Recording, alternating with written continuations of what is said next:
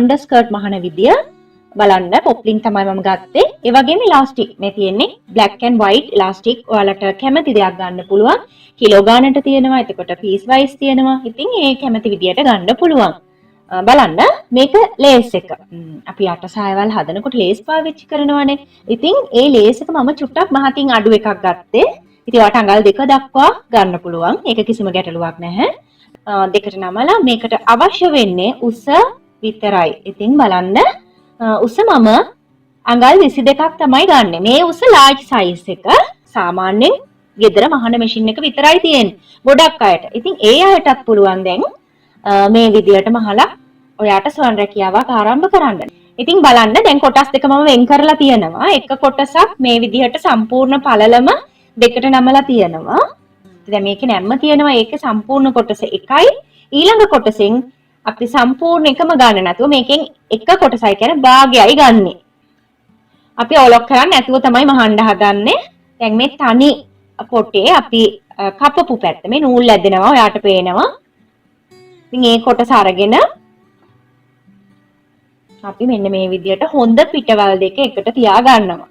ඉතින් දැන් මේ විදියට නමලා දිගටම පහලට මහනවා.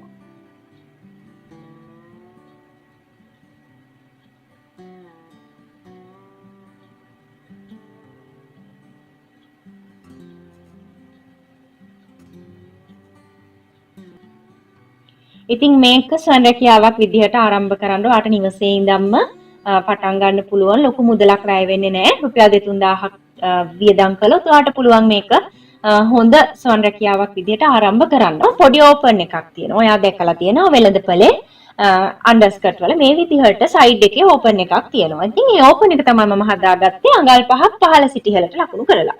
මේ ලේස් එක අලගන්න විදිහ ලේස් එකේ හොඳ පිට මේ සාය හොඳ පිටට තියාගන්න ඕනේ පහළට අර ඕපන් එක තියෙන පැත්තට. මේ විදිහට දිගටම මහගෙන යමු. ඉතින් ඔයාලට කියන්න ඕනි කාන්තා හා ළමා ඇඳුම් පාඨමාලාව WhatsApp එකෙන් ඉන්ඩිවිජුවල් ක්ලාසස් කරන්න විශේෂයෙන්ම තනි තනිවම ඉගැන්වීම් කරනු ලබනවා.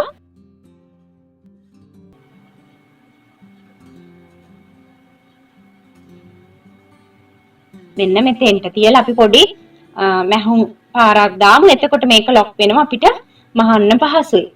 දැන් අපි ඉලාස්ටික් එකේ ඊළඟ ලකුණු කරගත්ත ලක්ෂය සායේ ඊළඟ ලකුණු කරගත්ත ලක්ෂය දක්වා ගෙනල්ලා තියාගන්න ඕනි මෙන්න මේ විදිහට. මේ බලන්න මේ ලක්ෂය සායේ අපි ලකුණු කරගත්ත ඊළඟ ලක්ෂයේ අඟල් භාගයක් පහළට ලකුණු කරලා තියලා චූරි මහුම් පාරක් දාගන්න. එතකොට වඩාත් පහසුයි අපිට මහ ගන්න. ඉතින් මේ විදිහට නමලා නැවතත් මේ විදිහට ඉලාස්ටික් එක ඇදලා වටේටම මහගෙන යන්න. හරිම පහසුයි. දැන් මේ විදිහට ඇද්දාම අර අඟල් භාගෙත් අතුල් පැත්තට දාන්න පහසුයි. ඉතින් මේ තියෙන අපි මහගත් අන්ඩර්ස්කර්ට් එක සයිඩ් එක පේන විදිහ මේ ආකාරයට තමයි ඔයාලට මැහුවට පස්සේ පේන්නේ.